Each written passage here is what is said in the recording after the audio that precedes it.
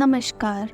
आप सभी का हमारी खाद्य सुरक्षा श्रृंखला के पहले एपिसोड में स्वागत है। आज हम खाद्य सुरक्षा के मूल सिद्धांतों पर चर्चा करेंगे और यह जानेंगे कि ये सभी के लिए क्यों महत्वपूर्ण है।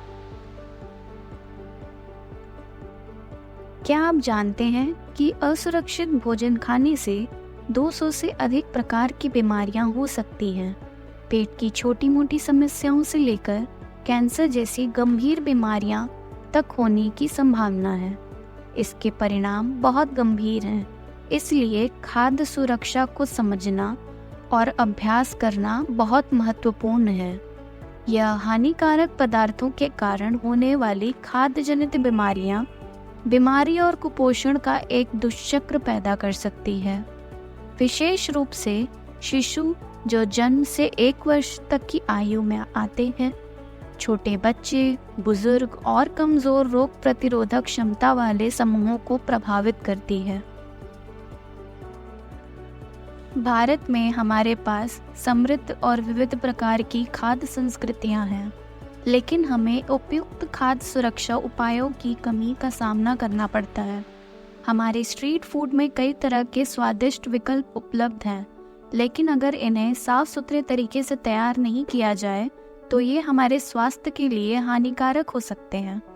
इसके अलावा गर्म और नमी वाले मौसम में यदि भोजन को सही तरीके से संग्रहित नहीं किया जाए तो यह जल्दी से खराब हो सकता है, जिससे गंभीर बीमारियां हो सकती हैं।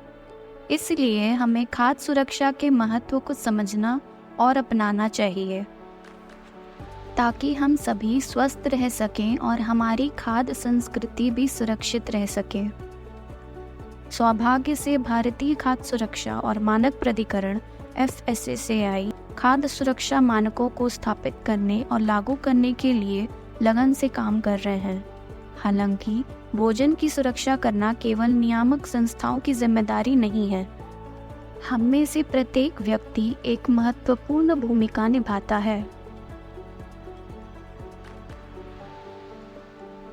आइए बुनियादी बातों को समझते हैं। सबसे पहले भोजन को इस्तेमाल करने से पहले और बाद में हमेशा हाथ, बर्तन और खाना बनाने की सतहों को धोकर स्वच्छता सुनिश्चित करें। दूसरा, मांसाहारी खाद्य पदार्थ को अन्य खाद्य पदार्थों से अलग करके बीमारी को एक जगह से दूसरी जगह फैलने से रोकें। तीसरा, हानिकारक जीवाणु को खत्म करने के लिए भोजन को अच्छी तरह से पकाएं।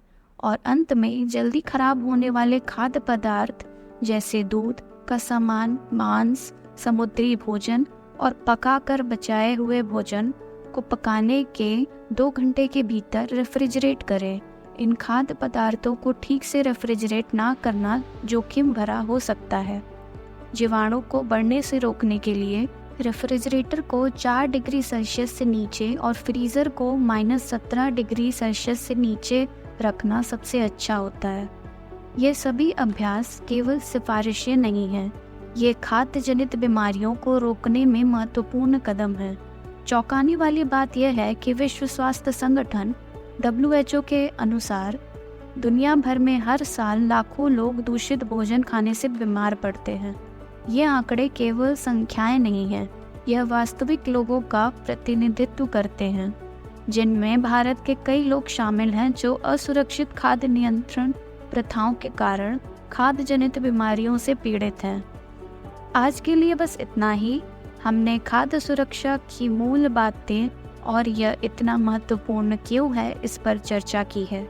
हमारे अगले एपिसोड में हम इस महत्वपूर्ण विषय पर गहराई से चर्चा करेंगे। अधिक जानकारी के लिए आप हमारी वेबसाइट www.nutritioninformatics.info पर जा सकते हैं, या आप हमें nutritioninformatics@fhts.ac.in पर संपर्क कर सकते हैं।